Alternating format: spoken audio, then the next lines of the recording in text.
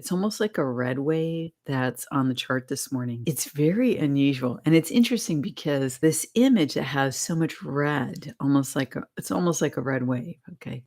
In the frequency dips, when there's a wave of light, what happens is typically is that the frequency dips. I might have called it a divinity dip. It's a sign, in my view, of the expanded presence of the divine. The frequency dip of this red wave occurred most extensively in red.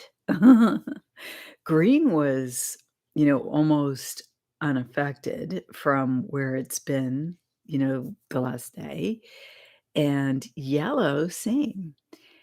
White also had a pretty good dip, and that's common. It's common for white to follow the other range down. It's almost like a support system, which kind of makes sense, right? If white represents not just expanded consciousness or higher frequency environment, but if it represents the presence of divinity, that expanded presence, that's kind of what the God force feels like in our life. It gives us this expanded feeling. Well, it's like it followed the red down.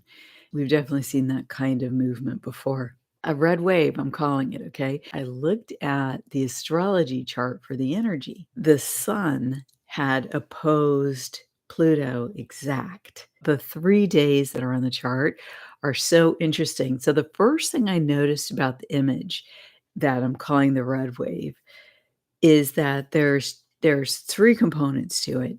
That is, the first component is this kind of beam of light at the beginning, and it really fits the rod of light, feel, except for it doesn't extend all the way to 40 hertz. It's really dominant from 0 to 16, which matches where the red energy is dominant on the image chart. The second thing I noticed about this wave was, to me, it looked like a group of people, and one of them is almost hiding behind the rod of light, and they don't look like friendly people. They kinda look like a group of thugs.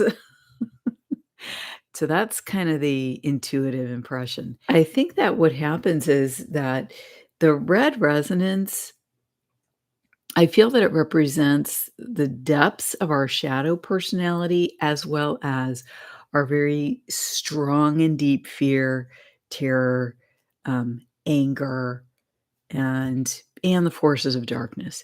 So it's interesting because it's not just in subconscious territory. In my view, our unconscious territory is represented in the red range. And so where does that show? In my view, where it pops up and shows is it goes into our subconscious, and then our subconscious influences us in these strange directions. It's kind of like when when something's happening and you're not quite sure, "Why am I doing this?" or "Why can't I get this thing done that I think I wanna do?" Or you have a habit and you don't know what the source of it is. And the reason I'm going so much into a discussion about the subconscious is because I think that is what we are seeing in spades on the Schumann chart today. It's incredible. Okay, it's just, I mean, it's also every day. And there's also a reminder, a hopeful reminder as well, and I'm excited to tell you about that.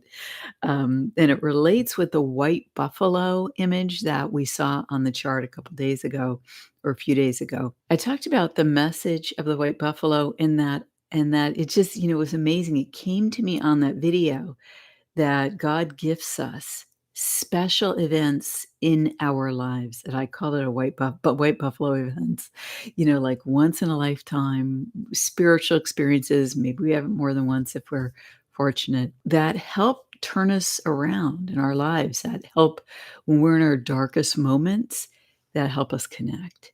That was so cool to see that, when with you all while I was doing the interpretation. It was amazing, but there's a repeat of the white buffalo on the chart, so it's really cool.